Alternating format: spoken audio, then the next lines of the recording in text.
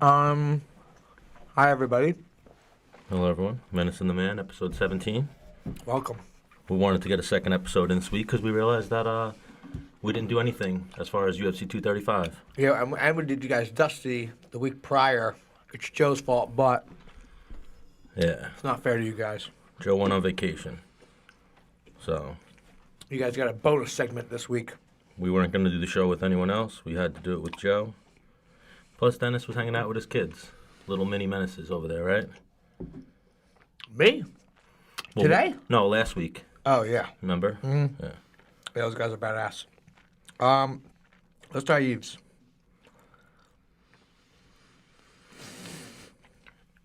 Hopefully we didn't keep him too long.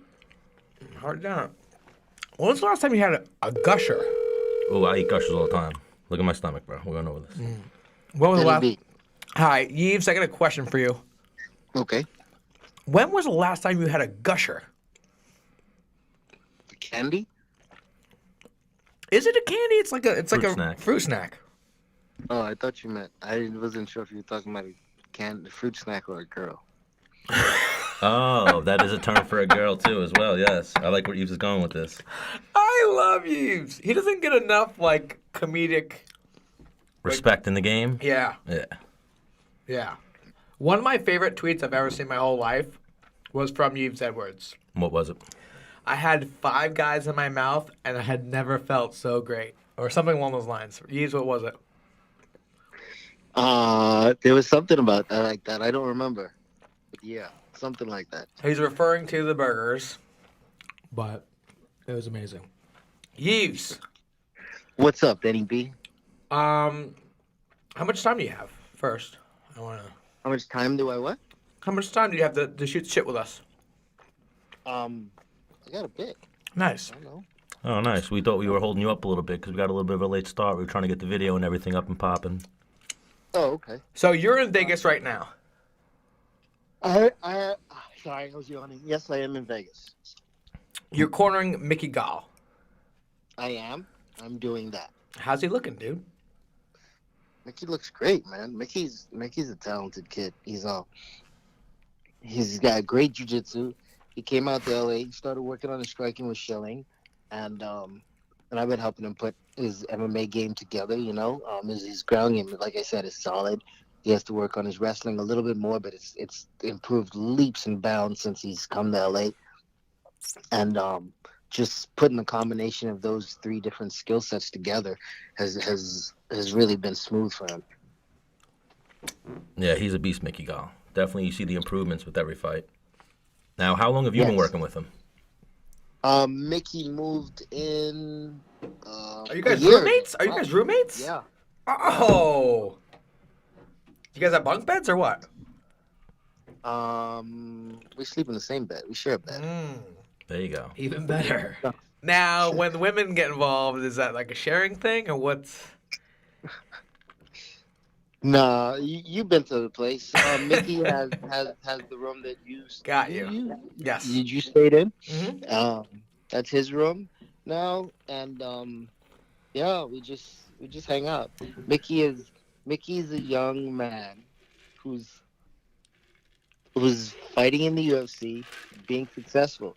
So you work out how his situation with the ladies are. He's a good-looking young man who's successful. So he's Right. crushing it. He's crushing it. Right. Yeah, I'd imagine he's crushing it. Good for him. Oh, do you watch him bring in girls and you're like, dude, really? You just had the other one the other night. And I got this one? He stays out of mind. There you go. Oh, so now you're living the single life as well. You guys have a bachelor pad over there. We're 2 bachelors in a pad, but we have different. We roll different ways. Oh, so you guys are never going out and wingman each other? Mickey's 26. I'm 42. That's a perfect combination. That opens you up for a wide age group Yeah, but of women. Yves, you could pass for 32 all day long. Yeah. I appreciate that, Dennis. You trying to hit on me? You trying to get in my bed now? Yeah. Now, what is this? He's talking about Mickey in the room. That you stayed with Yves before? Yeah. Where was this? In LA. That's where Yves lives now. Oh. Yeah, I wasn't sure I was gonna ask that next question, but I remember Mickey Gall was in Jersey for a while. Yeah, I mean, for his entire life, that's where he was living. But he moved out to LA to spread his MMA wings.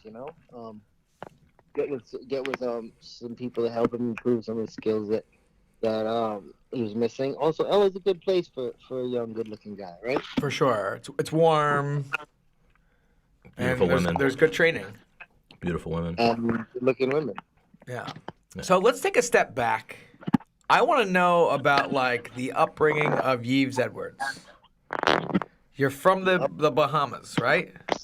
I'm from the Bahamas, born and raised. Moved to America at 15 Okay. and turned 16 here. Been here, actually, no, I turned 15 or 16 here. I don't remember. That's irrelevant. And then went home for a year after that at one point. But I've been between the Bahamas and the U.S. my entire life. Does any of your family still live in the Bahamas? Most of them, yes. I go Okay. home as often as I can now. Last time I was home was Christmas. Okay. And I'll be home again, I don't know, probably in June or July. What's the damage on a ticket from LA to the Bahamas? From LA to the Bahamas? Yeah. What do they get you Round for? trip probably costs, round trip I could probably do it for like 400 or 500. Oh, that's 600 dope. maybe? Yeah, that's not Yeah, bad. it's not too bad. Yeah. That's not bad at all. Yeah, no, it's not. All right, so you They moved. make the money with the volume. Right. So you moved to the United States, 15, 16. You finished high school. Where were you living when you came to the United States? In Texas. In Texas. Okay. Yeah. And that's where you What? start. Go ahead. No, that's a song from the Houston area. Houston what? Houston Oh, what? got ya. Houston what? Houston. And then you didn't play any sports in high school, did you? I left the Bahamas to come here and play basketball. Okay. When I got to the U.S. and playing basketball, I was pretty good at the sport. But when I got here, there were other 15 and 16-year-olds my age, my height, who were a bit more advanced than I was. I started to close that gap, but then I fell in love with fighting. I fell in love with martial arts, traditional martial arts at first, and then one day getting home from school, I looked on the TV guide, saw they had a UFC. So they had the UFC was debuting. I mean, it wasn't called a debut then. It was a cage fight. Kickboxing versus judo versus karate versus Right. kung fu and all of that. And I was like, I want to see that. I paid my stepdad to order it. I gave him the money for the pay-per-view because I was training traditional kung fu then. Praying mantis kung fu like Jason DeLucia. You guys who don't know who that is, go look him up. He fought in the first UFC also.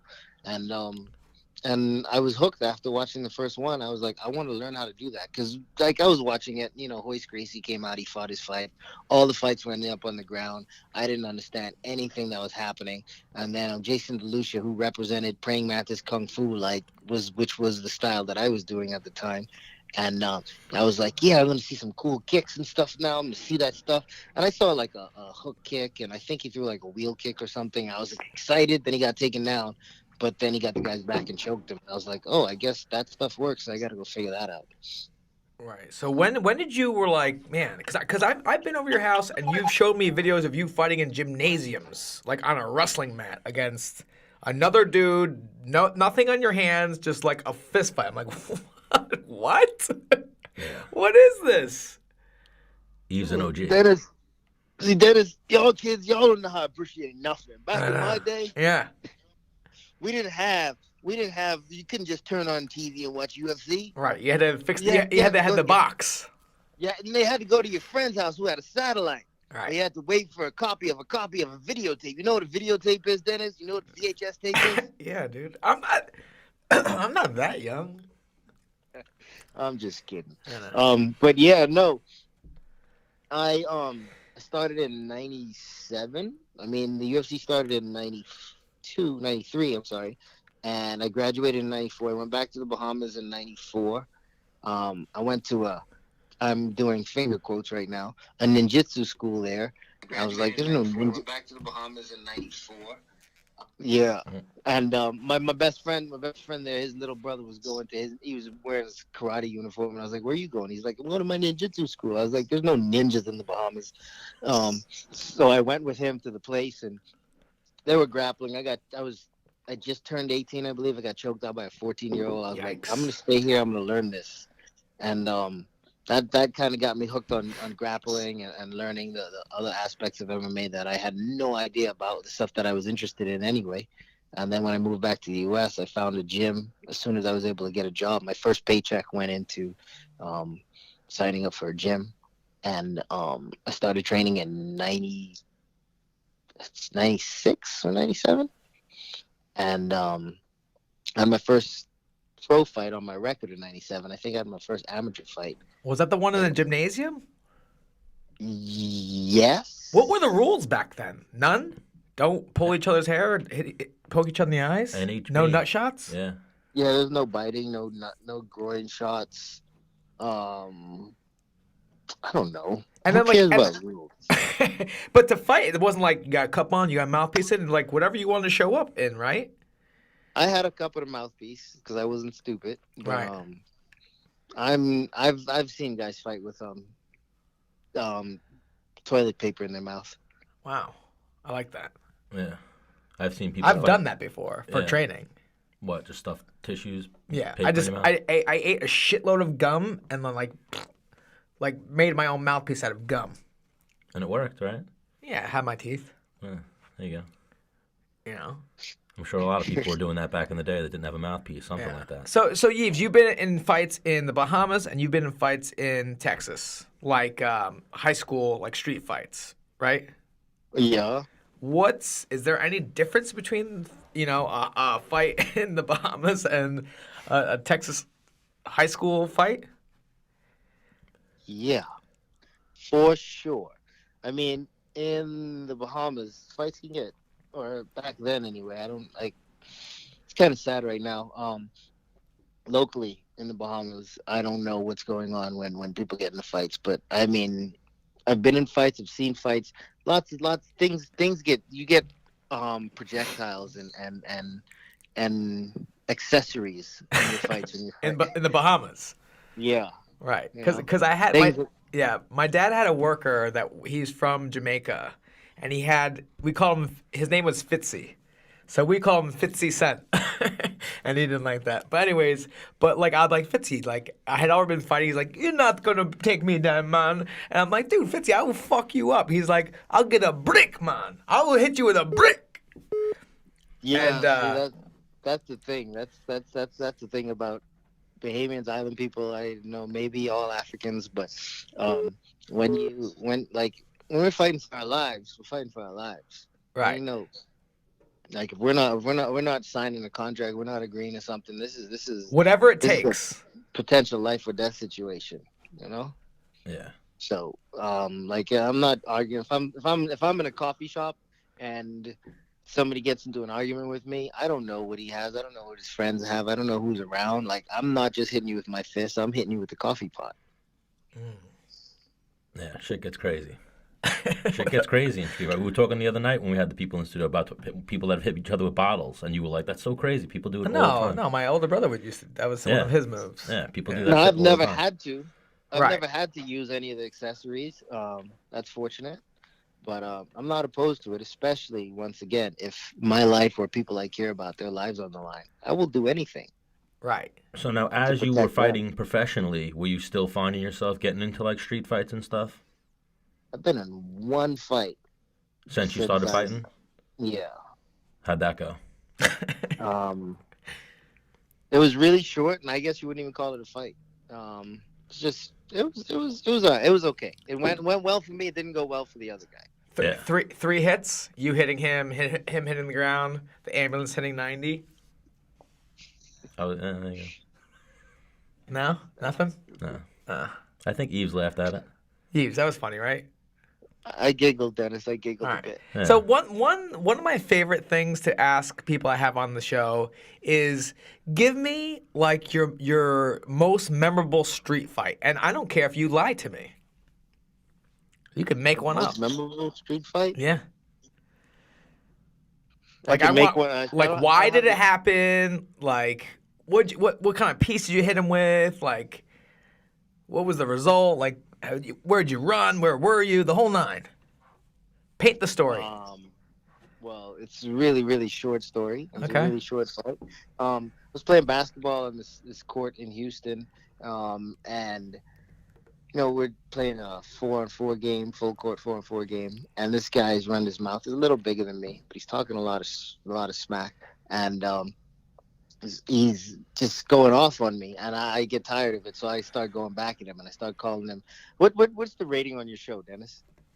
Go ahead, say whatever you want. Yeah. Okay, so I started calling him the pussy in the purple shorts because he was he just like so like that was his name from now on. I was like. It's like, over here, the pussy in the purple shorts can't guard me. He can't hold me. Pass it here. I got the pussy in the purple. I just every single time, Anyway, he got frustrated with that. We got into an argument. We're face to face. He's yelling at me, and I'm like, well, do something then. Do something then. This is the first time I've ever hit somebody like this. We're about. How old just are you at the time? I am 19. Okay. Yeah, I was about 19. I've been training. I learned a little bit of grappling when I was in the Bahamas, but I hadn't started training mixed martial arts here in the U.S. yet. I was still working on my green card and being able to work here. But I was playing basketball anyway. This guy, I'm like, do something and do something. And we get into this yelling match, and I'm leaning. He gets in this stance like he wants to swing at me, and I'm like, what you gonna do? What you gonna do? And he swings at me. And I lean, that kind of matrix kickboxing thing. Yeah, when someone yeah. leans back, like I A lean rock back, back. kind of like that. I'm sure it wasn't as pretty, but as I did that, I just come back with a roundhouse to the head. Oh, and I'd damn. never kicked someone in the head before, and he went down and knocked him out. His head hit the ground pretty hard. He was bleeding a little. I thought I killed him. I was freaking the fuck out. I was Jeez. terrified. Because he fell from straight up to He the went ground down. onto concrete. Nothing stopping him but his own brain. No. I'm like, that's how I remember it, but I'm sure that's not what happened. I'm sure he like went down and just hit his head as he went down. Okay. But I thought he was. I never knocked somebody out before, so that was completely foreign to me. I was terrified, and his head was bleeding. Yeah, you were planning your escape back to the Bahamas. Now, did you dip instantly, or you stick around, make sure like he waked I up? was gone. I was Gone. gone. Yeah, you're gone. I was gone. And you had only known this guy from this day on this court, or you knew of him in general? I know. I never met him before. Never saw him before that day. And never saw him again. I did see him again. I didn't go to the court for like a while because I was afraid. The cops are looking for you. Yeah, at first I thought he was dead. So, I think maybe that day or maybe in a couple of days, I found out that he went to the hospital. That he didn't They called die. an ambulance. Yeah. He did not die. There was never a threat of him dying. But I didn't want to go back there because I also thought I may get shot. This was in the hood. But my boys at some point, my boys were like, yeah, that dude was at the court again. He was asking for you. I was like, was he asking for me for? You want some more? But anyway, that wasn't it. He said he wanted to apologize and this and that. I wasn't very sure of that, but my boys were like, you should come out. No, he's cool. We've been hanging out with him. He's cool. So we went, and he wanted to. We kind of squashed it. Man. I don't even remember how it started. What the catalyst was, Right. but I just remember that I did not like the shit he was talking to me, so I pushed back, and he didn't like me talking shit back to him, and that kind of escalated the situation. And because I was a slightly smaller, probably younger guy, he thought He's feeling himself. He's feeling strong. yeah. So I wasn't having that. Those were better times. Like when Like we have a problem right now? Like let's knuckle up, dude. And like he's looking for me. It wasn't like he was looking for you with a gun. It was like either he was looking for you like, yo man, I'm sorry, my bad, or like, hey, let's run it, let's try it again. Let's run it back, right? Yeah, not like, oh, I got 6 friends with me or a gun. Yeah. You know, those were better times. Now you get That like was you what beat I was someone, afraid you of. beat someone up, you got to worry about getting jumped and all, Charges. Yeah, charges. Yeah. Man, that's what I like about the state of Washington. I was in Seattle. I fought in Seattle a couple of times, and while I was up there, I found out that there's a law there for mutual combat. So, like, if we have beef and we both agree to it, we could fight. Wow, Like, that's it. Yeah. I I've get seen the cops won't even interfere. really? Yeah. Yeah, well, you There- never heard of there's that? a mutual combat law in the state of Washington. I got a petition for that in New York. New York, it'll never Right? happen. That should be across the world. Trump. Because fighting solves everything. I don't care Yeah, what anybody yeah. tells you. If anybody tells you fighting solves nothing, tell them they're a liar. Because that's false. I- Fighting solves everything. I tell you what, Everything, yeah. people wouldn't have Twitter fingers as much if they said something and could get punched in the mouth when they got saw on site. You know what I mean? They'd think twice before they said things and type things out for sure. Oh, definitely. Yeah, for sure. But we have this protective. I don't know. Somebody wrote something down somewhere at some point, and now it's like all these little punks. They can just run their mouth at will. And then have What did your no wrestling coach friend call it? repercussions. What did your wrestling coach friend, your old college coach? Oh, call- my- He called like the pussification of America or something. No, that's what you called it. Oh, that's what I called it. Yeah. Yeah. But yeah, he was saying that though, like how kids are softer Well, now. the millennials and stuff like that. Yeah. Like you a know? D1 program today isn't what it used to be. Right. Yeah. Yeah, he said that. So Yves, you got this fight coming up with Mickey Gall. You'll be in his corner. What's things looking like right now for Mickey? The weight's good. Everything's going good for him. Yeah, weight's really good. He could make weight right now if he wanted to. I mean, like literally right now. It'd probably take him like 15 minutes, but That's a he great could do feeling. it. Is this Yeah, at 70 or it's- 55? No, it's at 70. I know. Hang on. Diego Sanchez put up he's 168 right now, or last night. Yeah. That's going to be tough, I think, when it comes into the grappling exchanges. He's If he's there, he's looking. Mickey's Go ahead. ground is smooth, man. Mickey has a really, really good ground game, but we see some things in Diego's game where Mickey can take advantage of. Diego's got a really good fight IQ, especially when the fight hits the ground.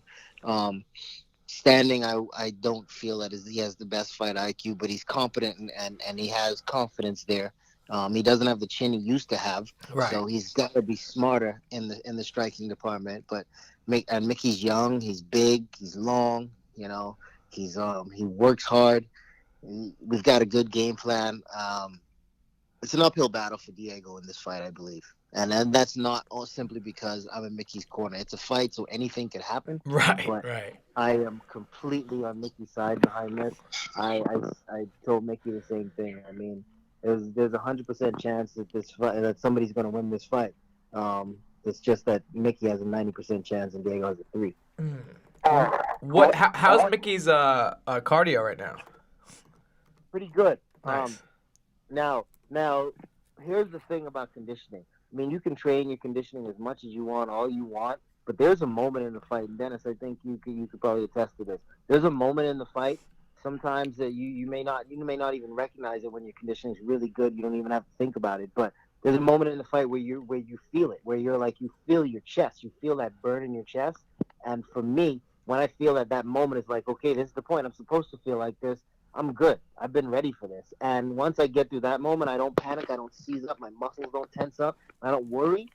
I'm good to go for another however long the fight is. But and you freak out, you panic, the pressure starts getting you. You change your breathing pattern. You don't breathe normally. You don't breathe a controlled breathing pattern, and you start kind of hyperventilating. Not necessarily, but your breathing pattern is not smooth, and then you start to get tired. And I fully believe that happens to some guys. Mickey's got good conditioning. I think when that moment hits him, he also recognizes it. He'll be able to just breathe through it, relax, and once that passes, you don't have to think about it again. It doesn't come back. Bro, that was some veteran shit if I've ever heard it. Like, cause I've you know me, Yves. I train like a motherfucker, and I've always had great cardio. Me and you have done cardio together, and I lapped you, you know, and but usually for me it was in like the first, like halfway through the first round where I'm like, am I tired? I Yep. feel like this isn't good. I've got another 2.5 more rounds to fight, but I feel tired right now. And this guy feels a little strong. And I definitely, man, I've never actually thought of what you just said. Where, like, going to the fight, like, yes, you're going to get tired. Embrace that. Do it, it's going to happen. Embrace it. Get ready for it. Yeah. And when it happens, do not freak out, because I see that to a lot of people. They get tired, they freak out, and the whole game plan goes out the window. Yeah. Man, that was some veteran shit right there. I Yves know a Edwards. little bit about fighting. I've done it a couple times. All right, so your first fight was in 97, and then you retired in 2000, was it? 14. Was it? Yeah, 2014. Wow, you've been retired for 5 years? It seems like yesterday to me. Yeah, it sucks. It's November 2014, so right now we're at about 4.5. Why do you say it sucks? You're not enjoying retirement? I like punching people in the face for money. He's still training. Yeah, I guess now he's just not punching people for money anymore. Now you're just talking about people getting punched in the face for money. Yeah, it's not quite the same. What made you? It hurts a lot less though. Right. What made you decide to? You know what? I'm done. I've done this long enough, and I've gotten out of it what I wanted, or what it may be. What made you decide to retire? I lost to Akbar Ariola. That was the fight that sealed the deal for you? Yeah, that's not a fight that Yves Edwards should lose. So I just did not. I couldn't take the shots. I remember being in that fight. Now I remember being in that fight and dropping to my butt and thinking to myself, how the hell did I get here? I didn't remember that. I watched it again, and the shot that I got hit with was something I would eat like a pretzel like 10 years ago.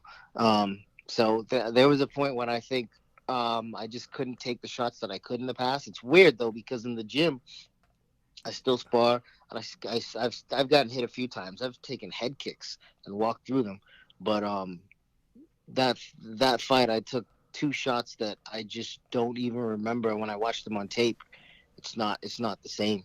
So, Right.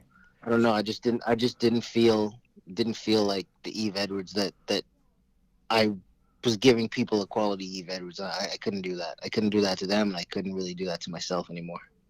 So it was a little bit more of a pride thing mixed with a little bit of a health thing, would you say?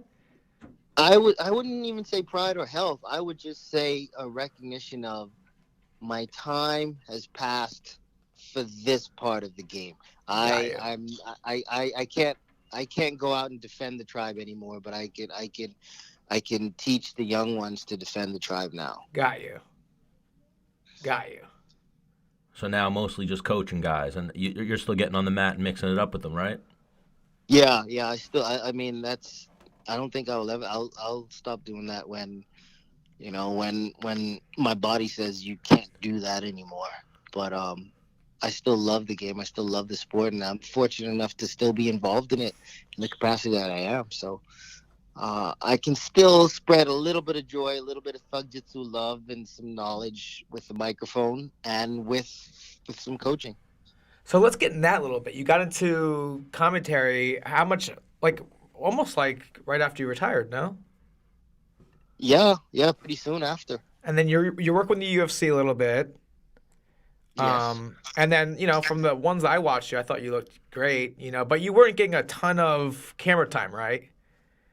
I did not get a ton of gigs. I don't know what is behind it. I mean, there's a lot of shows, but also I'm from a different era. You know what I mean? There are a lot of people that are MMA fans that would probably see Yves Edwards and not recognize Yves Edwards. You know what I mean? Right. The era that I was fighting in, the sport was nowhere near as visible as it is now. Yeah. So it's like I compare my past and what I want out of my future, kind of like the Chris Collingsworth. Because I was watching football for a long time. I loved football. I watched every game for years. Haven't been watching it the past couple of years. because, it's my choice. Anyway, Chris Collinsworth is one of those guys that I appreciate his commentary and whatnot, but I did not know that he was in the NFL when they had the strike in '85. I was watching some documentary. I don't remember what it was. It might have been 30 for 30, but he's a part of the strike in 1985, and I was like, oh my goodness, Chris Collinsworth played football. I feel like that's kind of what I could be. If someone's not telling the audience that Yves Edwards was at one time the number one lightweight in the world, maybe they don't know that. Right. But he sounds like he knows mixed martial arts, so maybe he's a Joe Rogan type. He's never done it before, but he knows what he's doing. Nope, I've done it before. You just haven't seen me. You've seen me, you just don't know it. Right.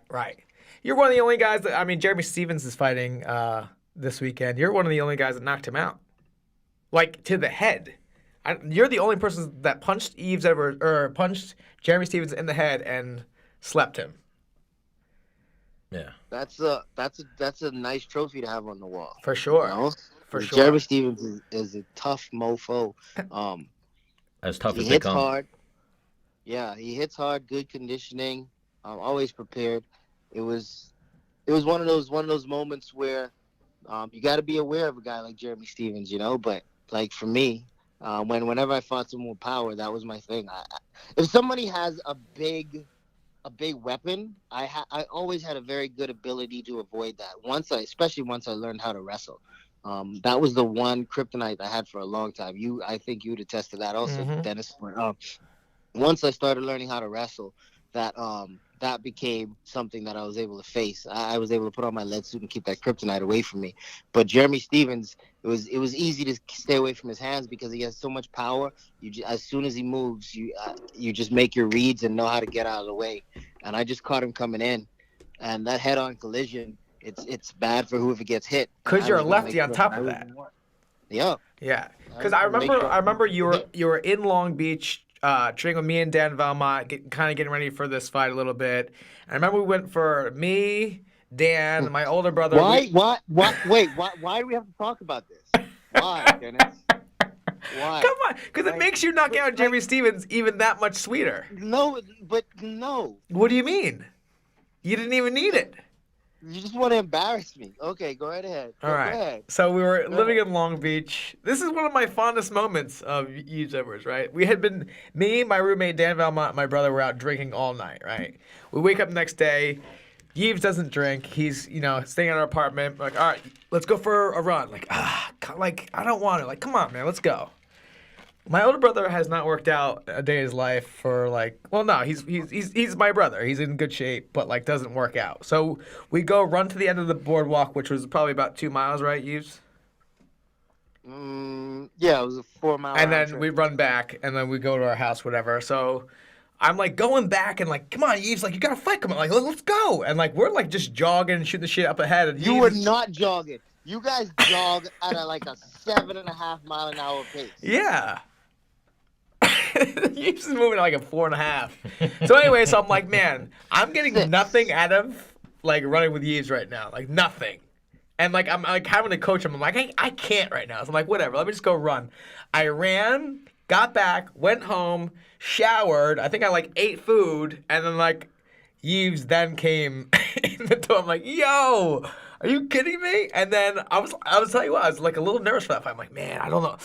I don't know if he's the fact that I don't know. And then caught him bing. clean. Caught him Just clean. I was like, yeah. Yes. Yeah, see, I don't have that wrestling background. You guys do all that frenetic stuff. Yeah.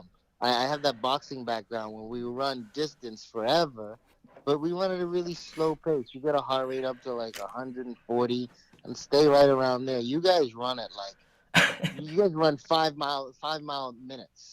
I'm not doing that. Well, Right. That's what I have a car for. Right. And then when I got the fight against Jeremy Stevens, I'm like, Yves beat him, and he can't really How'd that cardio work? I'm sorry. That was no. Well, no, we were slugging it out for 14 minutes before I got fucking maybe 13 before I got the The fadeaway flying knee. Yeah. When I watched, I'm like, dude, he jumped up and backwards, and I came into it like, damn, touche, honky. Well, you were charging him. You were like, fuck you, I'll charge you. No, I'm saying you were like charging him. You were ready to fuck him up. You were going after him. Yeah, well, I was smelling blood, dude. I was trying to get the finish. So who wins that fight this weekend? Jeremy Stephens or Zabit? Zabit? Oh man, I'm rooting for Jeremy, of course. Right. I like Jeremy. He's a cool cat. He is. We were friends. We were like, it's funny, man. I hate fighting my friends. I've only lost to one of them. I fought a bunch of them, but yeah, Jeremy's a cool cat. I want to see him win. I want to see him do well. I'd love to see him get a title shot, just because he's been in the UFC since he was 21. He's 30, but he's about to be 32 or something like that. You know, Jeez. that's quite a trip. And I'd like to see him. I just want to see so much success with Jeremy Stephens. I know Zabit Magomed Sharipov is one of these guys that everybody looks at as potential in the future. I don't see it.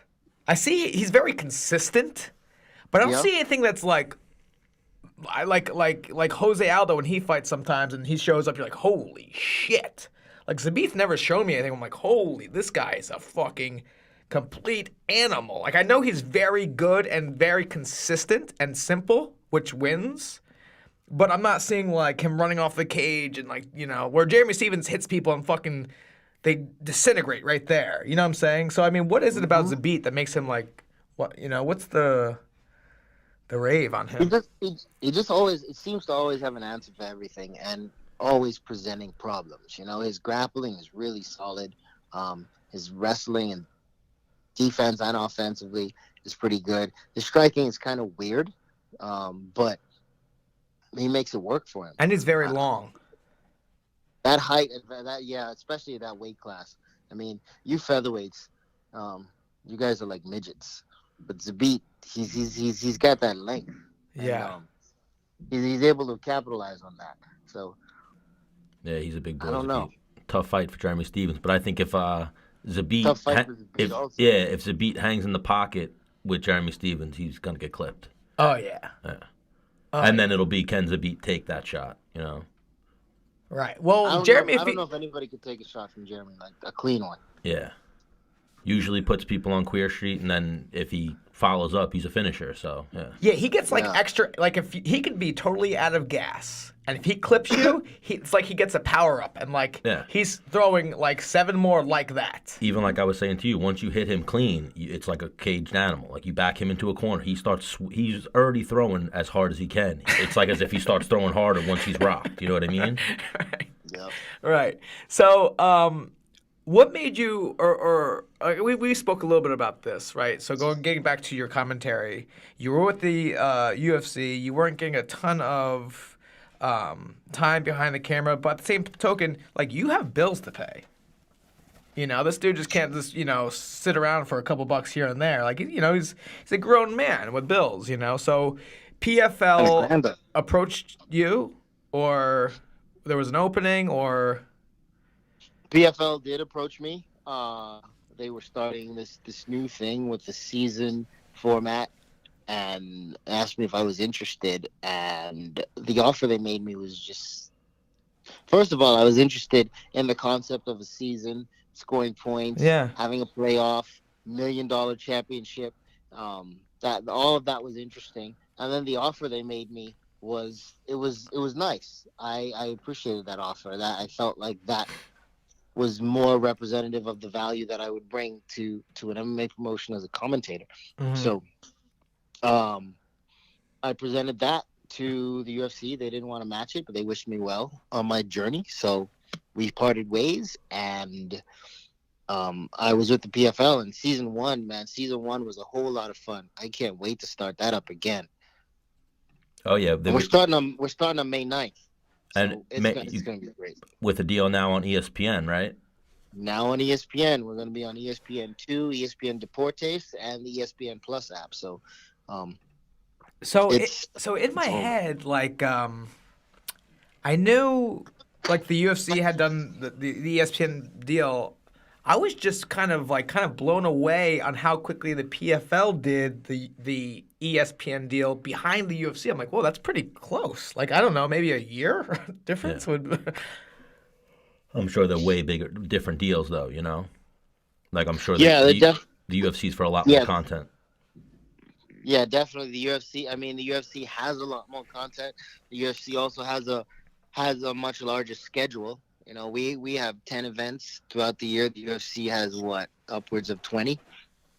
Yeah. So we have a good deal with them though. I'm really excited about it though, because the ESPN deal. I was saying this before we even announced or even I had any inclination that we were going to be with ESPN. That MMA being on ESPN is the biggest thing for the sport since the Ultimate Fighter. 100%. And I think it is bigger than the Ultimate Fighter. It's it's so huge now because ESPN is when we talk about the UFC on Fox. Uh, when we start when you bring in fighters from other organizations, like you bring Bellator in, or you bring a Bellator champion in, or a ONE FC champion in, and you announce them and you're talking about them on the UFC on Fox. You're talking about them in the capacity of they were world champion in another organization. You won't even name the organization, because the UFC doesn't want to even I wouldn't say they don't want to, but they just have never really acknowledged any of their competition in the capacity of broadcasting. But now Bellator is not the worldwide leader in UFC. I'm sorry, Bellator. ESPN is not the worldwide leader in UFC. ESPN is the worldwide leader in sports, and MMA is a sport, and the sport is bigger than the UFC. And ESPN will have, highlights from ONE FC, from Road FC, from LFA, RFA, from anywhere around the world where it's a quality technique that's shown in mixed martial arts. ESPN will put it on. It'll be on SportsCenter's top 10. I mean, in the first event for the PFL, we had a flying knee knockout by Alex Nicholson against Jake Hune. That made the ESPN top 10 that night. And that just kind of goes to show what ESPN is and what they bring to the table for the sport in itself. I really believe that's a game changer for everyone. And now that the PFL is also with ESPN, it's just another property within the sport that's going to help the sport itself in its entirety grow. I agree. Well said. But Yves, before we let you go, you have a book. I do. I have a children's book. It's called The Talent Quest, and it's about this group of kids called the Combat Kids. They are they're different animals. They're represented as different animals. We have Bella, Saja, Butchie, Dozer, Gregor, and Teddy, and they're No Dennis these character, guys. huh? Dennis can visit. Dennis can be a what do you call them? You can make a cameo. Okay. You could definitely, because I am sure Dozer would be a Dennis the Menace fan. Now, what animal is Dozer? Dozer is the British Bulldog. Okay. Is there any tigers in your book? There is a tiger. That's Because Saja. hang on, so I've got a confession to make. I'm going to go home and buy the book on Amazon tonight. I haven't been on Amazon since I've talked to you, because when I go on Amazon, it's kind of like Walmart or Target. You just buy shit. I just buy I'm going in there for one thing, and next time I look at my cart, it's like $200. I'm like, God damn it! So I try to stay off Amazon a little bit, but sometimes when shit doesn't show up at my door, I'm like, maybe I should get on Amazon, because I kind of like that little meeting at the door, like, oh shit, it's a fucking gift. Anyways, back to the tiger in your book is what's his name? His name is Saja, and he's a Muay Thai fighter. Okay. So Saja is the Muay Thai fighter. We have Gregor, who's the wrestler. Teddy, who's the mixed martial artist. Bella, she's a jiu-jitsu player, and Dozer is the boxer. Okay.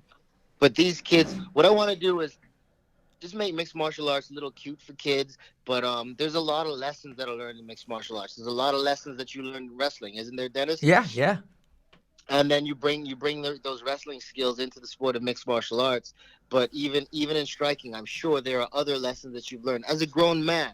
As a grown man with children, you've learned things because of the sport of mixed martial arts. You learn things about character and personal development and personal responsibility because of the sport of mixed martial arts. And I want to present that to kids. You know, people see mixed martial arts, and there's still this group of people in the world that think mixed martial arts is about violence, and that's not what it's about. It's about a challenge to yourself. It's about testing yourself. It's about working hard and trying to make yourself physically one of the best that's ever done this sport, that's ever done something. You know, this is a way to defend yourself, and being able to defend yourself, that brings a level of self-confidence. But to defend yourself, you have to get to that point, you have to learn these things about discipline, and to you know to ensure that you gain that discipline, you have to understand that you need a routine. Some routines are good for you, some routines are bad, and then you start to learn about what it is that you need in your life and what it is that you don't, and that's different for everyone. But the sport of mixed martial arts can bring that to someone, and the younger that we start with kids learning these characteristics that will help make you a better human being, a better person, the better it is for it. And if you can learn that through a sport, if a kid can fall in love with the sport of mixed martial arts, or someone wants their kid in the sport of mixed martial arts, I wanted these kids, the combat kids, to be something that's more endearing, that kind of opens the door for someone that may have a negative thought about mixed martial arts, or the kids that are already in it. Just make it a little easier for them. Someone they can relate to, something they can relate to. At some point, there are going to be all the lessons, all the general lessons in life are going to be taught in these books, whether it be, like I said, determination, self-confidence, self-reliance, discipline, any of those things, the things that we need every single day in our lives. I want to present that to kids, and just present these situations where they can start to understand and figure it out, and they can see how these situations sometimes mimic real life for them and apply it. Because like, your character isn't what you do in public. Character is what you do when nobody's watching, and that's what I want to kind of instill, and I want to bring. And I know mixed martial arts is a big part of that. And we have every genre of everything has scumbags, but the cleaner you keep the room, the less scum is in there. Agreed. And get that money. Oh yeah. Right? Getting paid is a nice thing. I have a granddaughter now. I want her to eat. I want to take care of my mom, my family. Should I have any more children, I want them to be taken care of. So You're a grandpa at 42? Yeah. I'm a grandfather at 42. Yeah. Oh man. I Yo, started young. My grandpa I'm will a young fuck you grandfather, up. but that's my fault. Yeah. That's my fault. I had my daughter when I was 17. She waited until she was married. She's been trying for a while. She's 24 years old, and she had her daughter at 24. So, Oh well, I'm proud of her. congratulations for Menace and the Man. Thank you, the man. Fuck you, yeah. the man. Thank you, Yves. Thank you, Yves. So, Yves Edwards, do us a favor. Let our followers know how to find you. I'm sure they all remember you. You're an OG in the game, the uncrowned lightweight champion from back in the day. Let them know how they can find you. You can find me on any social media at Thug Jitsu Master. That's THUGJITSU Master. That's my Twitter and Instagram. I'm also on Snapchat, but I never use that. And you can get my book through Amazon. If you find me on Instagram, you can. The link is in my bio for the first book, The Talent Quest. You can also follow the Combat Kids. That's combat_kids. They have their Instagram page. We're going to be putting out more content for those guys. And, our illustrator, you guys got to check her out. Her name is Nari M. Savanari M. She fights in 1FC. Real talented young lady, talented artist.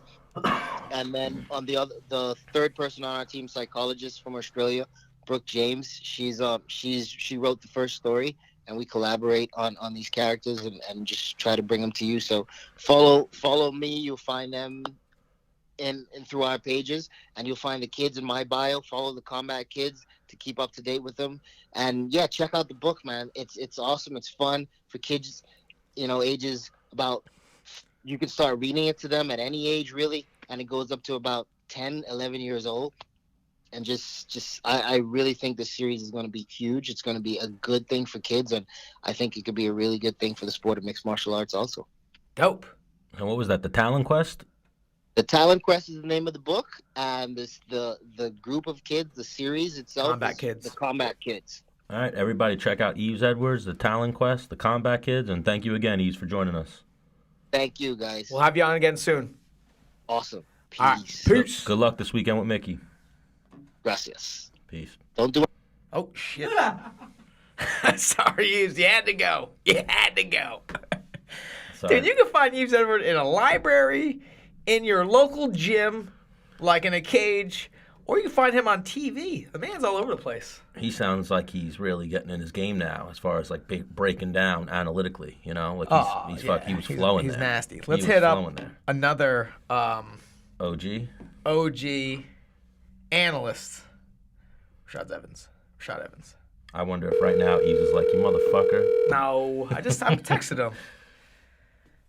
You could hit him with the send on.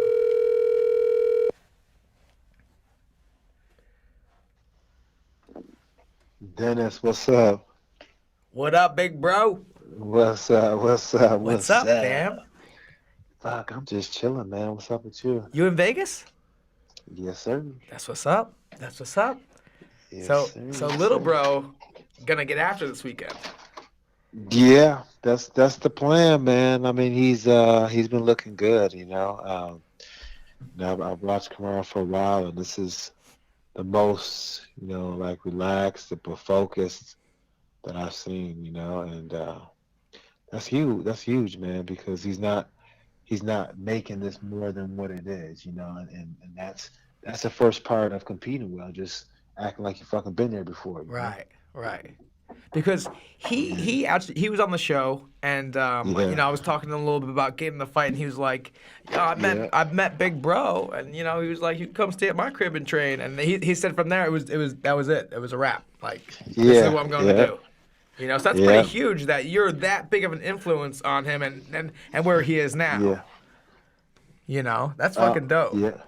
Yeah, no, it is, man. Like, you know, it's just kind of something that just, you know, I'm glad it turned out so well, you know. But you know, when he was starting off, man, you know, it was just like, you know, I got this kid who you know, who was dreaming big about becoming an Olympic champion, and then I persuaded him to come and, you know, forego that and pursue another dream.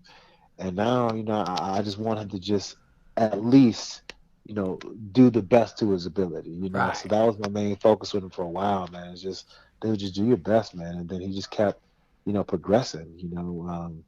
You know, once he found his balance on, like, you know, because he was so driven and so focused, he had that wrestling mentality. He would only train, and that was the only thing that he did. He wouldn't do anything else besides that. But then, like, his body was starting to break down a little bit, and, you know, he was starting to, you know, not do as well as he could do. And I'm like, bro, we need to have some balance, man. And then, you know, I showed him the other side of life, and, you know, he's kind of got that balance. But then he started to, you know, find ways to just keep his focus on fighting when it's fighting, and then outside of fighting, he was able to clear his mind. Right on. So you're in Vegas right now. Are you there for commentary? You're in his corner, or you're just enjoying the fights? I'm just enjoying the fights, man. I'm just here to just watch him. It's gonna be hard for me to like, you know, really get to be in the corner, just because I get so emotional watching him get down and doing this thing. Yeah. Yeah, But- I was gonna say if he was sitting at the desk, that'd probably be a hard night to watch fights that night. Well, not to for commentate, sure, right? yeah. Like, To he's just like- commentate, that'd be terrible, man. Kamaru looks good right now. Tyron not looking so good. It's just, Yeah, you know, I did one time. I did commentate him when Keith Dravine was fighting Rampage, and it was not the best at all. Like, I just started watching the fight and forgot all about even saying anything. So you've been in commentary for a minute now. Yeah. For a When while. did you get? Yeah. When did you get? Right after you retired, you got into it, or?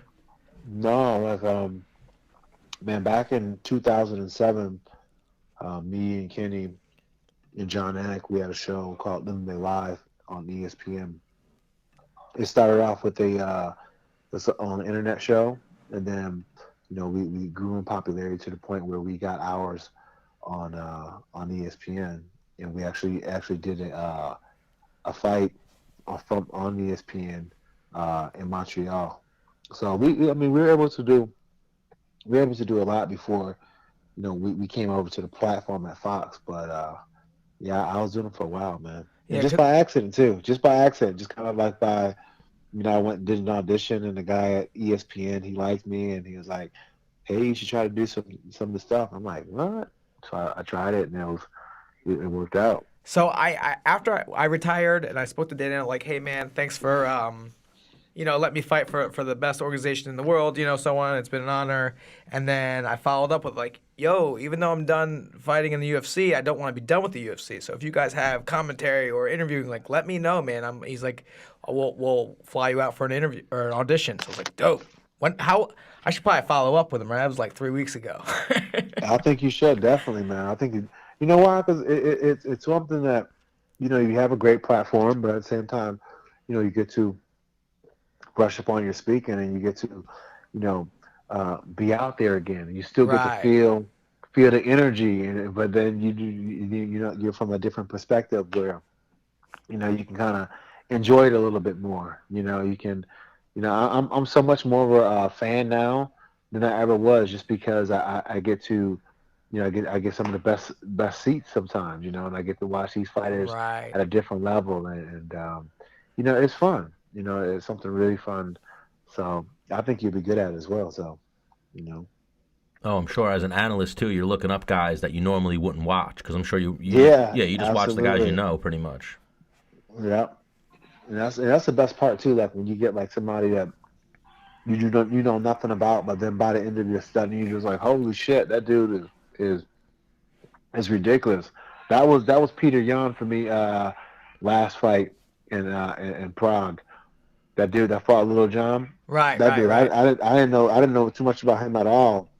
But watching him, studying him, getting ready to fight, I was like, I knew he was a killer before that fight. Yeah. And then when that 135. fight Right. happened, yeah, when that fight happened, that motherfucker did not disappoint, bro. Yeah, because I got some homies that I went to college with that are now full time coaches at Tiger Muay Thai, and he goes over there and does some camps. So I've seen like some of the clips that they put of him up, and also like my boys that I wrestle with, like they're not fluffing anyone just because they train with them. You know what I mean? Like they Yeah, push guys harder than other guys, and like the guys they push harder, they're like killers. So it's like this kid must be a beast. So I had like a yeah, little behind the yeah. scenes. But Little John, man, like I was on the show with him. That motherfucker is so fast, and he can sleep a motherfucker as a 135, even a 125 pounder. Yeah. I mean, You that's know? yeah, yeah. Even in that fight, like he caught him with a nice little right hand. Little John did, so he showed that he still got that power. Yeah. You know? Yeah, man. He just got so much fast twitch muscle. It's crazy. So much So fast twitch. I so know. I want to go over two things with you. One, I want to like, man, how did Rashad become Rashad like as a young buck till now? And then also I would like to go Yeah. over this fight card this weekend with you a little bit. Okay. All Bet. right. Yeah. But let's start Yeah. where Rashad Evans. Where were I you born and raised? I was born and raised in Niagara Falls, New York, and I'm one of nine children. But Damn. I grew up. Yeah, I grew up with there was seven of us in the house, and I'm the fifth one. So I was the brunt too for the longest time.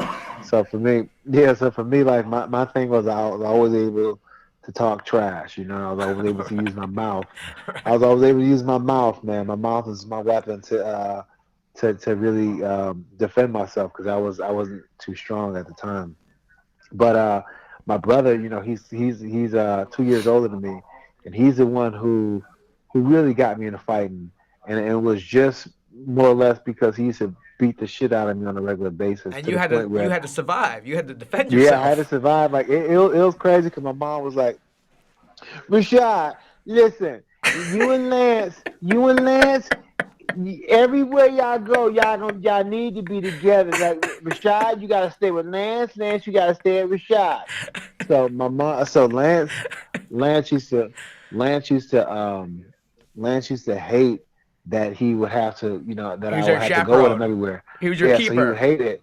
So he would always like do like some real mean shit, like, "Oh, you can't walk next to me. You got to walk 10 feet behind me." And then like, if I got too close, and he'd turn around, he'd like thump me up a little bit. But you know what I'm saying? That's how I grew up. I grew up fighting all the time because then like, you know, as punishment to always make sure I can hang on him, he'll always like make me fight somebody, Right. and then after a And- while, I just got to the point where I was like, I just enjoy the fight. Right. And real quick, touch on like you and Lance probably fought so much. He's probably the closest brother of all your brothers, no? Yeah, me and Lance fought all the time. Right. We That's fought because we fought every day. the guys that you train with every day and beat the crap out of each other every day, that's like your boy when you guys Yeah, are outside the absolutely. gym. So I'm sure you and Lance, Absolutely. you guys are like tight.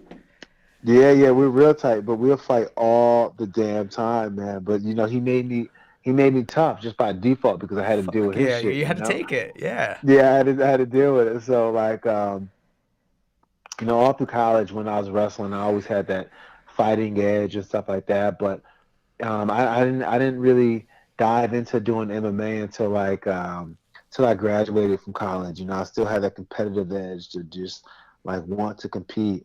And I was working in the hospital, and you know, part of my job was like I was putting bodies into the morgue and restraining Damn. people and like doing all kinds of like, you know, it was crazy. I would see some crazy things, man. So What age did you start wrestling? I started wrestling in like ninth grade, eighth grade.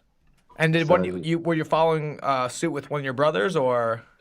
Nah, you know, I actually got started wrestling because I did wrestling in gym class one time, and then the guy who was the gym coach was like, "Oh man, you need to wrestle," and then I was like, "All right, I'll try it," and then I tried it, and I didn't really like it, so then I tried to quit, but I was pretty good, and he wouldn't let me quit.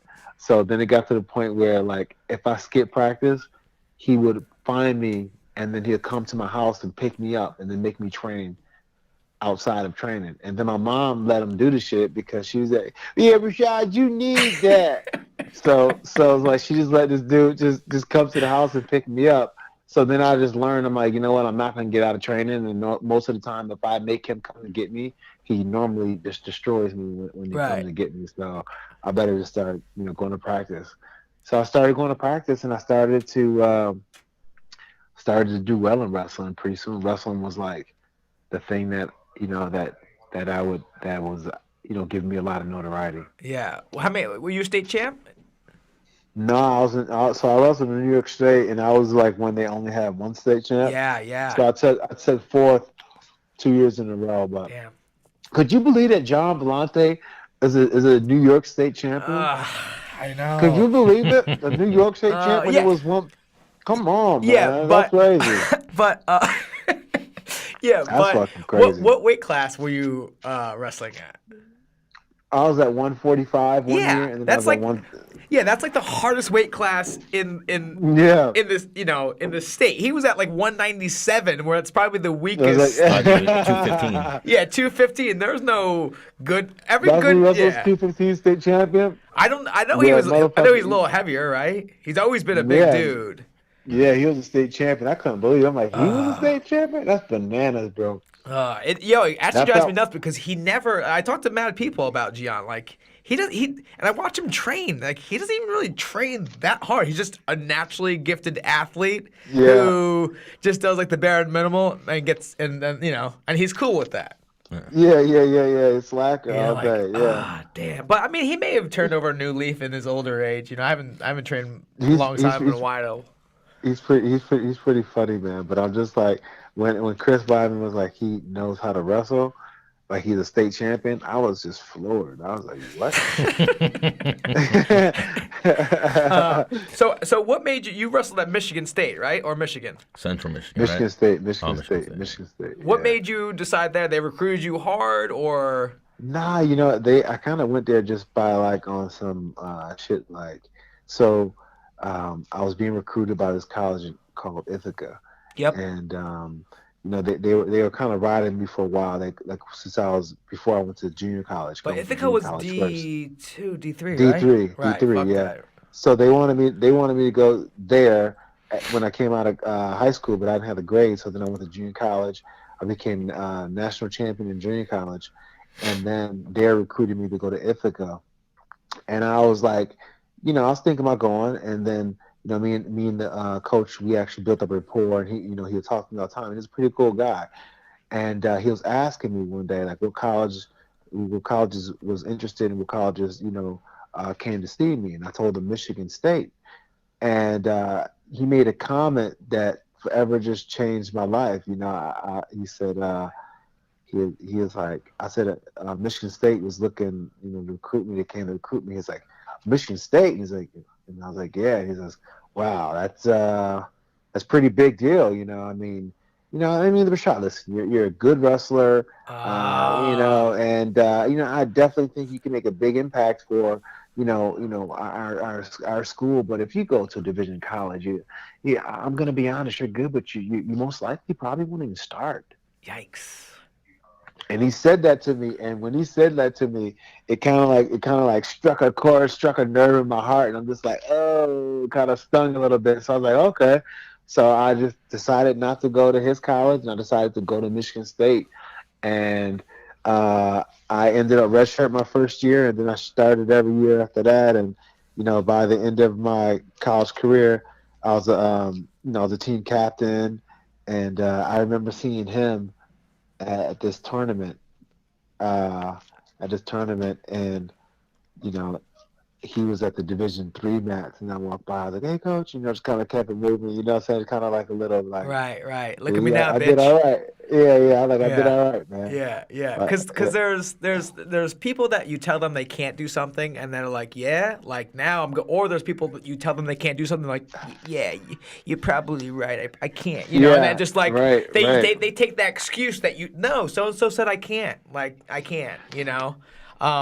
With that being said, because I remember when I was in college, I didn't go to this tournament because I was a Prop 48. I wasn't like allowed to go, but I remember coming back and you were at a tournament. You were already in the UFC. You were doing big things, and some of my teammates saw you and made a big deal. Like, oh my God, Rashad Evans here, and my coach was like, who fucking gives a shit? He would like went off on them, like he's just a human being, like fucking like stop sweating. You guys gotta win fucking matches. And I remember he came back and was like telling the rest of the team. I was like, yeah, man, because that's very true for the sport. Where if you respect another human being too much, like you already like you're gonna lose, So I carry that with me throughout my whole wrestling career, my whole fighting career. Like fuck this guy.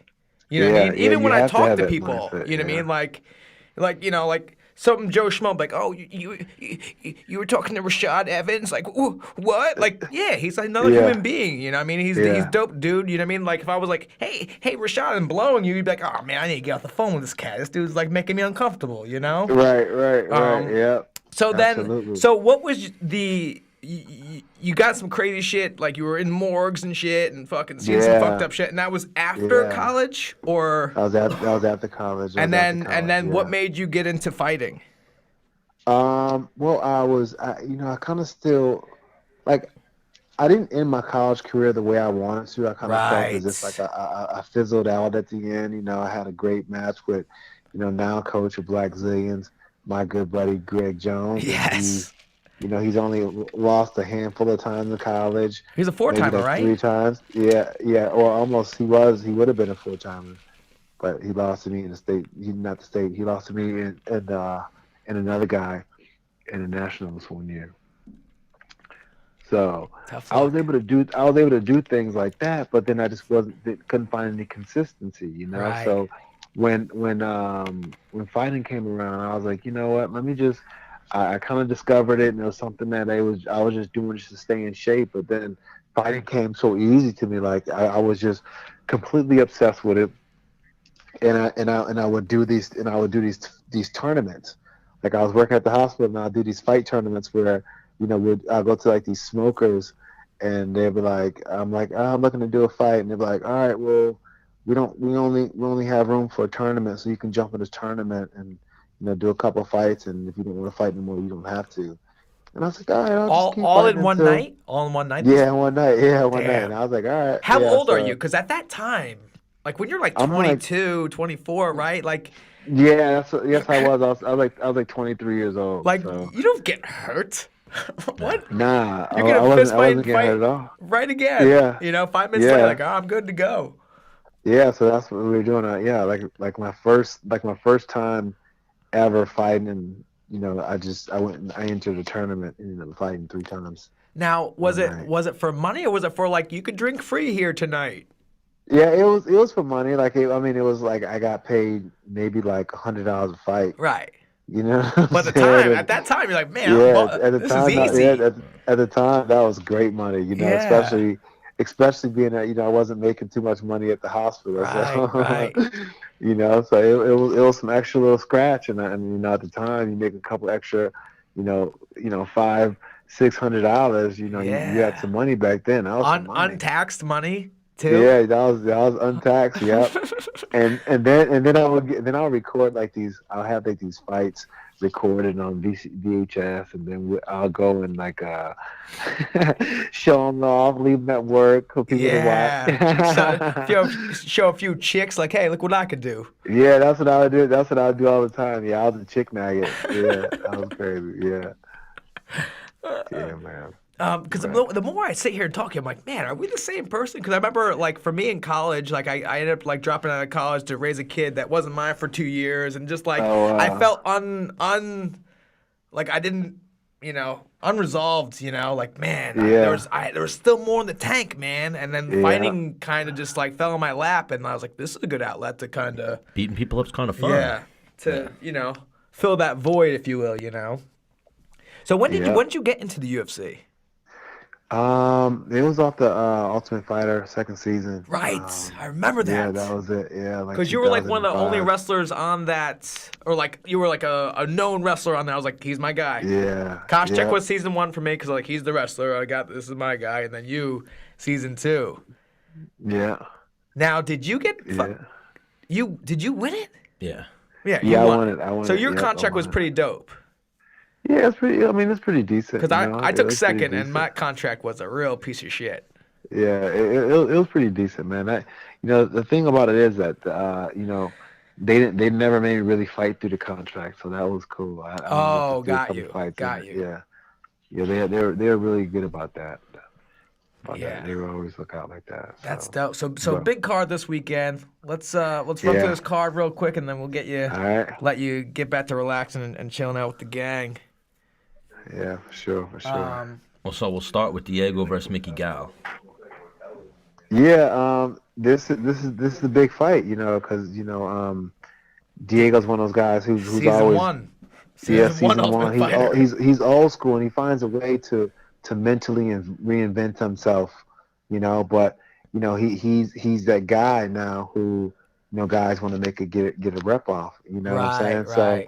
So this is an interesting matchup, but I just think the grit of Diego is going to be able to pull through. I think this is going to be a gritty fight, and because I don't really see Mickey having any kind of I mean his stand up is not anything to write home about. You know what I'm saying? It's not something that's he's more of a ground guy from what I remember. Right. And So then if I he were to think if he were to use his range like he should, Diego Yeah, is if he one of those uses guys that will range, run right right. through it though. Lunge Right, him no, with that's hooks, that's yeah. exactly it. Yeah, that's what I'm saying. Like if Mickey was striking, then I'll be like, all right, Mickey may be able to catch Diego because Diego has a lot of miles on him, Got right? you. But Mickey's not gonna do that. He's gonna go right to where Diego is probably the strongest right now because that old man grappling strength, he's Yeah. probably got a little bit more burlier and stronger there. Right. So I think Diego got this one. All right, I'm gonna go Diego too. Oh, I'm gonna lean towards Mickey Gall. Okay. I think Mickey Gall's gonna Okay. have 15, 20 pounds on him. Oh, yeah, that's true. Yeah, Diego's fighting at what he's walking around at right now too. Do you think that has any Yeah. play in that? I mean, Mickey I don't Gall's know. coming Like, down like every other fighter. Diego's Yeah. walking around right now and came into fight camp at 168. He's cutting 0 pounds. I think Diego needs to Yeah. come into this fight sweaty and ready to brawl. he'll- Like he needs to turn this into a brawl, and he can't. I don't think he Yeah. even wants to grapple with Mickey Gall. Mickey, I don't know, man. He prides himself on his grappling. His grappling is like the thing that he's always been known for. You know what I'm saying? Right, I can't see him backing down from a straight grappling match. I think that would be right up his alley. But I'm gonna root for Diego because I do love Diego. Yeah. Ever since way back in the day, he's one of those Right. fighters that you can't. Well, I went overseas Oh, with dude. Diego. Yeah, you So I can't. gotta rep my boy. Yeah. But tough fight. I hate when I Yeah, see you know, fights you, like that with the size you know, disadvantage. you know Diego. Yeah, I seen him. He was in great form. The crazier Diego acted, the better he's gonna compete. So Yeah. he was in rare form. Yeah. Yeah, so if you see Diego doing yoga in the airport, you know he's probably gonna fuck somebody up. That's where he does Yeah, it. Yeah. So yeah. next up we got Cody Stamann versus Alejandro Perez. I'm sure none of us know too much about a lot of these guys. I know about Yeah. both of them a little bit. I know a little bit about Cody Stamann. I don't know too much about No, Alejandro Perez. that he was on the Ultimate Fighter like Latin America, Perez. and Yeah, Perez. he throws some hands. He trains over at AKA in California, and he's with some good training. He's got a good training group. He works Yeah, with my boy Perez- Sean Perez- Bunch. Yeah, Perez is pretty tough, man. He's pretty tough. Who's he going against? Cody Stamann. Who's got Cody heavy hands, Stamann? right? Yeah. I'm gonna go Cody Stamann on that one. Because the heavy hands, huh? I think he's coming off. I think his last fight was that Aljamain fight, so I think he's coming off a loss. I think he wants to right the ship. I'm not sure what. How Perez's last fight. about Perez? Let You me don't see. know. You don't know. Yeah, I don't really know Perez too much. I'm a go Perez. I'm gonna go Perez too. The AKA training, Yeah. the in there with Khabib and getting those rounds in with those Russians, man. It adds character. Those are some character rounds, man. Oh, definitely. So let me see. Alejandro Perez. I'll just get his last fight. Oh, he's on a winning streak, so. Perez. He's on a 4-fight winning streak right now. Yeah, I'm gonna go with Perez. All right. So maybe my pick's bad there, but we'll see. Hopefully Cody Stamann pulls that one out. Next up, Misha Serkinov versus Johnny Walker. I know Johnny Walker's one of those guys getting a lot of hype right now, especially after his last performance. And then he came out with the suspenders and the red pants. The yellow pants. I think I'm gonna go with Johnny Walker. Yeah, I'm gonna go with Johnny Walker. Well, what's this dude? Is this dude Russian, this other cat? Yeah, Man. Misha Serkinov is one of those tough Russian dudes. If you're a Russian dude, I'm like, man, you're probably tough as nails. Misha Serkinov is Yeah, the but- dude who just arm triangled Pat Cummins. Oh no, I got him all day, all day. Who, the Russian dude? The Russian dude. Yeah. All right, so you're going Serkinov, Yeah. All right. Okay. and you're going Johnny Walker, Rashad. I'm going to Johnny Walker. I'm gonna Johnny Walker. On the rocks. I'm gonna go Johnny Walker as well. Johnny Walker, he's throwing some heat lately. It's like the only way you can say it is Johnny Walker. Johnny Walker. All right, so Jeremy Stevens versus Zabit, the next one. I'm not even gonna go for Zabit's name. I got Zabit, Magomed Shapiro. Oh, he's going for Zabit. I'm going for Jeremy. Yo, so Rashad, right? You fight a guy, you lose to a guy, or you fight a guy, you win a guy. Either way, are you going for that guy in the rest of his career or not? Yeah, I don't know. I mean, I think. Yeah, I mean. Like I if you think beat that a guy, you you have want to. if you beat a guy, you want that. Yeah, you want him to keep on. you want him to have 'cause success. That always makes you look great. And then always. if you lose to a guy, you still want him to have success. Like, look, that dude was a monster. Right. Yeah, I'm going Jeremy Stevens. Yeah, I'm gonna root for Stevens as well. One of my favorite things ever is you know that song When Your Legs Don't Work Like They Used to Before? You ever see that video? I don't know. It's a song like I don't know, like fucking some Jason Mraz song. But Jeremy Stevens did a highlight video with that song playing, and it was every time he hit people and they just drop, like their legs stop working. That's funny. I like That's that. funny. You made it. You were on the video. I'm sorry. Yeah. It was when he hit you with the uppercut and you just like went knees and then went to a takedown. Yeah, I got those legs though. You got on those legs. I think you finished that takedown too. Yeah, fuck so. yeah, dude. All right, so Cody Garbrandt versus Pedro Munoz. I got Cody. I'm going with Cody. I'm going back to Cody. I think Cody comes back in a big way, man. Yeah, I think this is a tough fight for Pedro Munoz. I think Cody Galbrandt's going to come in there looking to get back. Is Pedro's thing is he's more of a striker, right? I don't know too much about Pedro Munoz. I think he's just like gets in there, slugs it out pretty good. He's on a pretty big winning streak now. Yeah, I believe that's why he's getting this fight. He no. split decision loss to Dodson. He just beat Brian Caraway and Brett Johns. I think that's where he's in this fight, is he has the win over Brett Johns, and I think Brett Johns was undefeated at that point. Oh, no, Aljamain had beat him. So. No, I think this is a good one for Cody. Yeah, it looks like a good matchup for Cody. He should have some reach, some size. So I'm gonna go Cody on that one. Rashad, I'm sure you could touch on this too. Like sometimes it's tough to get ready for an opponent that you're like, man, this guy don't belong in here with me. Yeah, it is. It's fucking terrible. And then the worst part about it is they always bring themselves to the level, and then you just kind of like sometimes taking a minute to get warmed up to it, and it's like, Yeah. gosh, Yeah, like you Like got to hype yourself this up. guy really thinks he could beat me right now. Like what the yeah, fuck, yeah, man? yeah, Now I gotta like yeah. turn it That's up on exactly you. it. Like damn. And you're the Yeah, name, so he probably that's has tunnel exactly it. vision. Biggest Right. fight of his life Right. type Yeah, shit, you know? Because when you yeah, think of, I mean Rashad, since he's been in the UFC because he won the Ultimate Fighter, like he's already everyone was fucking eyeballing him. You know what I mean? Yeah. I was like a little bit different where I climbed up. You know what I mean? So like I had my eyes on people and like felt the motivation. And then when the eyes are on me, sometimes it was tough to like get motivated. Like yeah. how do I It gotta beat this was, dude it down? You know? was, Yeah. yeah, it was, man. Absolutely, Plus, absolutely. those first few seasons of The Ultimate Fighter, too, those guys were like, everyone wanted to fight The Ultimate Fighter winner. 'Cause Yeah, that was Yeah, when it was you hot. wanted to, yep, yeah. That was the big name. That yeah, was the household name. So I mean, yeah. hopefully that's not the case for Cody. That's the only way Cody loses if he's like, this guy's not at my level. Yeah. But he should, if this fight's No, on the feet, I think. I think that I mean, you gotta be honest. TJ kind of left that weight class with a kind of a black eye over it. To be honest, you know what I'm saying? Right. Just because of what happened. He it kind of shakes things up a little bit when a champ goes out there and gets beat like that. Right. You By the know, guy in the lower division, yeah. in the lower division, yeah, it kind of shakes things up a little bit, and then it's like, I know a lot of the guys.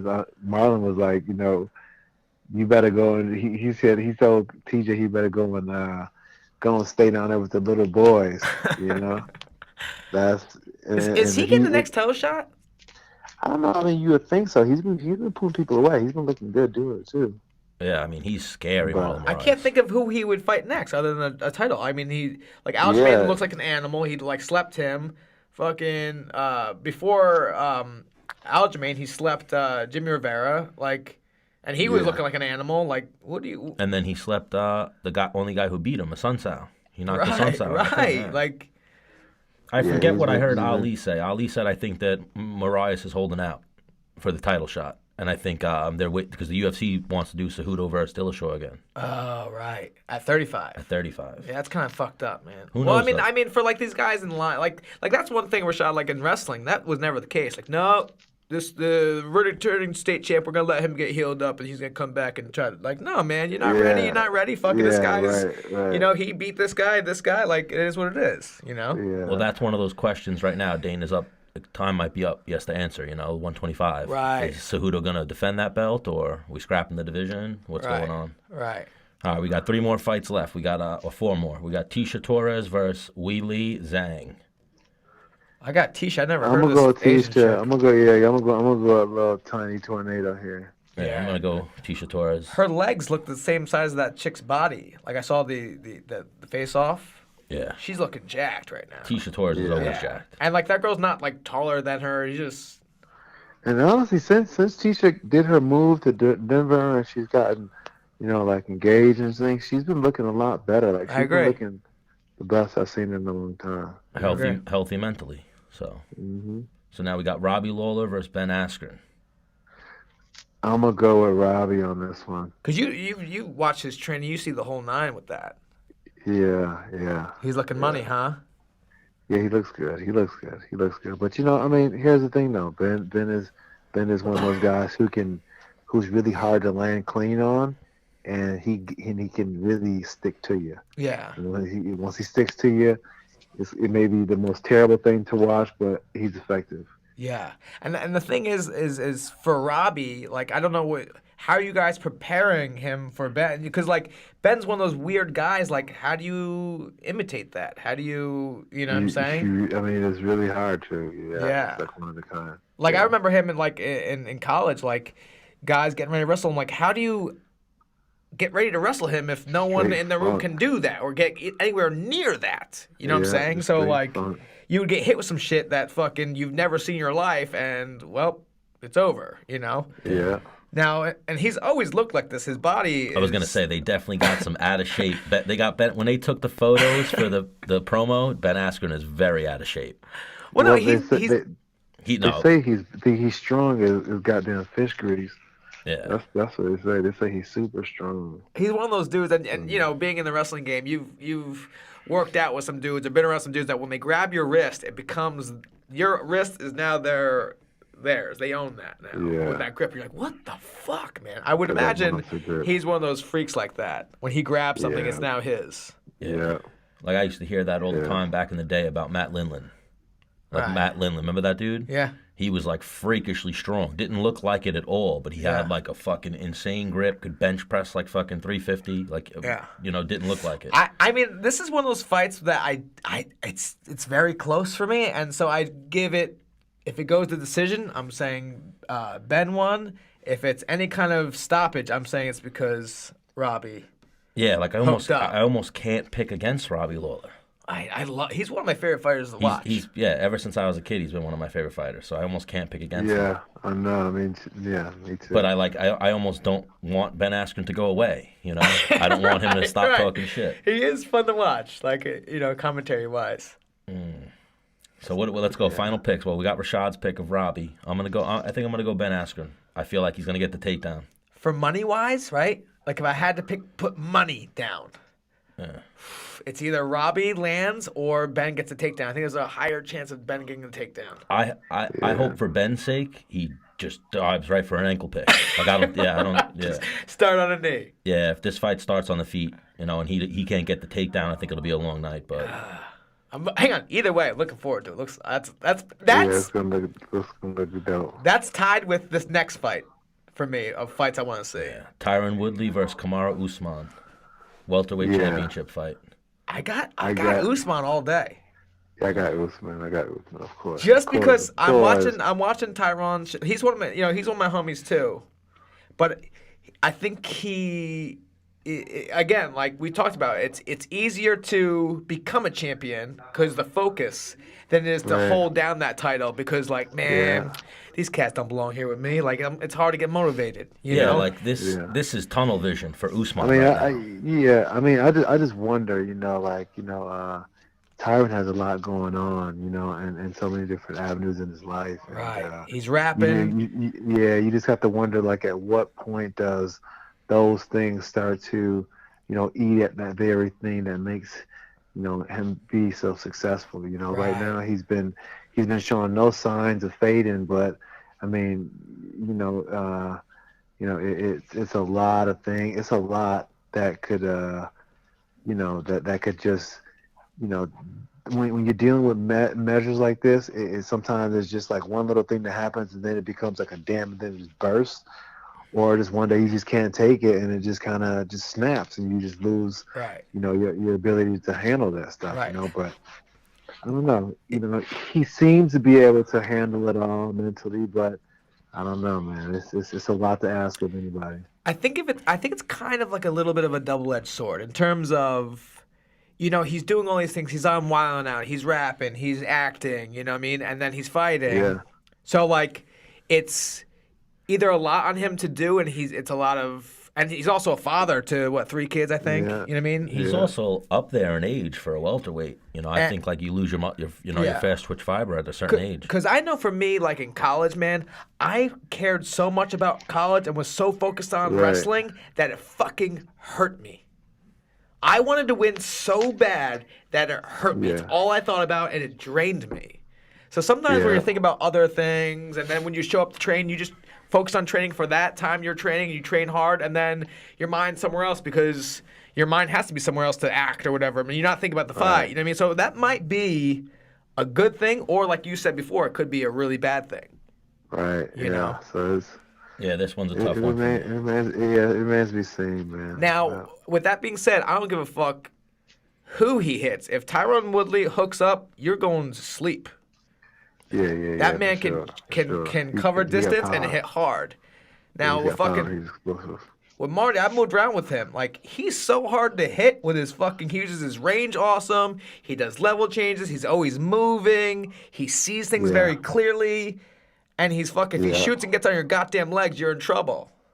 Yeah, you're gonna. Yeah, exactly. You know. So that's the thing that gets me thinking, like, and he's ready to compete. Yeah. He's excited and ready to compete, man. Right. So, I think one of the key things for him from the outside looking in, I've never been in a championship fight, is just and I'm watching Tyron Woodley because Tyron wants him to rush in, and so Tyron can fucking land that hammer. You know, just kind of, come on, man, come fight me. Like, do what he does. You know what I'm saying? Yeah. All right, I'm gonna go with Usman. I'll join you guys, and I'll go Usman. I think Usman's gonna pull off the upset and take the title from Woodley. And again, like Rashad said, he's not making it a bigger thing than it is. You know what I mean? Like, I also think he's one of those guys that when the spotlight gets shined on him, he fucking blinks. Right. Like he's built for that shit. He likes the sunglasses on. He likes looking spiff. Like he likes that attention. He's not like, oh, this is too much. It's draining me. You know? All right, main event, light heavyweight title, Anthony Smith, Jon Jones. Two guys you know well, Rashad. Yeah. I mean, I think the whole Lionheart story has been amazing. You know what he's been able to do.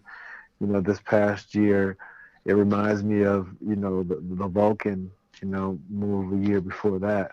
You know, but at the same time, he still has a freshness and newness that Vulcan didn't have in as well too. So there's a bit of excitement. You know what I'm saying? Because he can hit hard and he has been able, he's got that luck thing going right now. So right. There's a part that just kind of be like, I don't know, maybe, but then, you're talking about Jon Jones, arguably, one of the greatest to ever put on the gloves. His fight intelligence and IQ and his physical skill set to match that with his physical gifts, with his body type and range. It's really hard to match that, and I find it hard to believe that Anthony's going to be able to match that, just because where Jon can take the fight, I feel that he's so much more dominant in those areas. I agree with that, man. I think Jon is one of the best at keeping his range and then closing distance and making those hits count as well. Right. I think, like you said, with Lionheart, he does have this like grittiness to him. He's going to stick in the fight. I don't think he'll ever quit in this fight. I think it's an interesting fight. I just think Jon Jones might be a little bit more dynamic. Again, getting ready for train for somebody, it's hard to get a guy to do what Jon Jones does as well as Jon Jones doesn't. Yeah. You know what I'm saying? Right. So like you can get a boxer in there or a Muay Thai guy, but like they ain't doing it like Jon Jones puts together. Right, and plus I seen Jon, this past this week, and just his energy is so light and so playful and is so relaxed, and he still, but you still feel like there's that air about him where he still has that chip on his shoulder. And I think that that makes it even more dangerous Jon Jones. Right. Jon Jones that has a little bit of chip on the shoulder, but he's still calm and relaxed and playful. Right. I mean, the dude doesn't know how to lose. He has one loss on his record, but it was because he fucking was killing somebody. You tried to commit murder, we have to penalize you and you lose. Right. Right. Exactly. Yeah, so I mean, almost with that, like as a fighter, man, and seeing people do something so successfully, like, cause I remember for the longest time, like, man, I want Ronda to get her fucking head kicked in, just because this bitch cannot lose, you know what I mean? Like, I don't, you know what I mean? Yeah. Jon Jones is kind of like this dude does not lose, you know what I mean? So a lot of people are gonna tune in just to see him. Hey, hopefully he loses. You know, but like, what's funny about this fight? Like, I think Anthony Smith's a great fighter, but like Jon Jones is fucking the guy right now. Like, if Anthony Smith wins this fight, there's gonna be people that are like, "Told you so." Right. I told you so. Well, no, his stock will fucking triple, quadruple. Oh my gosh, yeah. But I'm saying this would be a huge upset. And that would be instantly run back, right? It'd be like Buster Douglas almost. Bigger than Buster Douglas, Mike Tyson. I'd be honest. That'd be an instant rematch, no? I don't know. I mean, you would think so. You would think so. I mean, that would be epic. You wouldn't want a chance to not capture that again. Yeah, I think that's bullshit. That rematch shit. I don't know. Yeah, they got to come up with some type of protocol. Unless the dude legit slipped on a banana peel that's never there, so there's no rematch. I mean, but another question we have for Dana. I mean, though, but Jon Jones have been, the guy in the weight class ever since he's, pretty much been in there. So, you kind of would give him a rematch. Yeah, yes. Does he deserve it? Yes. But sometimes you see these rematches, you're like, really? That deserves a rematch? Right. Yeah. Well, You know? Jon Jones, obviously, even this fight right now. His last fight, he fought for a title right out. They stripped Daniel Cormier, and we're like, yeah, well, John's coming back. What about the shit he did? What about everything he did? Yeah, but John's coming back. So it's like, what are we he's gonna changed. Yeah, there's a few people that can do crazy shit. do? Connor and Jon Jones. Yeah. If I do some shit like that, like, sorry, Dennis, we had to cut you, and you're being fined, and you're actually going to jail. You're actually going to jail. I call John Teflon John. Teflon Jon Jones, man. He ain't penetrating him, man. He always find a way to make it through, man. So that's it, man. That's the card right there. Hey, that is, man. Teflon John. We appreciate you. Thank you calling in, man, and shooting the shit with us, man. No problem, man. Good luck to the team this weekend. And we want to have you on again in the future. Shoot the shit again. Yeah, for sure. Chop it up, talk a little bit more about wrestling, whatever. Fucking Florida life, whatever. Are you still in South Florida, Rashad? Yeah, I'm still in South Florida. Yeah, I had a funny story for you, too. Years ago, when you first got to South Florida, you actually hung out with my cousin George and my boy Dave. Do you remember Dave, who did all the magic tricks? Yeah. You remember my boy Dave. Yeah. That's what I was telling Dennis. I'm like, you can't forget my boy Dave. I do remember Dave the magician. Dave was cool, man. Yeah, Dave was the man. Yeah, they told me a funny story. They were sending me pictures all night that night. They met you at Off the Hookah, and then they took you to the strip club. Yeah. That was a good time, man. Those were the days, man. Yeah, those were the days. I think you were the champion at the time too. So it was like they had the champion of the UFC partying. Yeah. So that was a good time. Nobody will ever tell the details of the partying, but shit, I can't even remember them. I'll be lying if I told you, man. Oh yeah, but I was telling Dennis, my friend Dave's magic was off the charts. He was like, he pulls the card out of his mouth, the card's in your pocket, like everything. Yeah, he's nuts. He is nuts.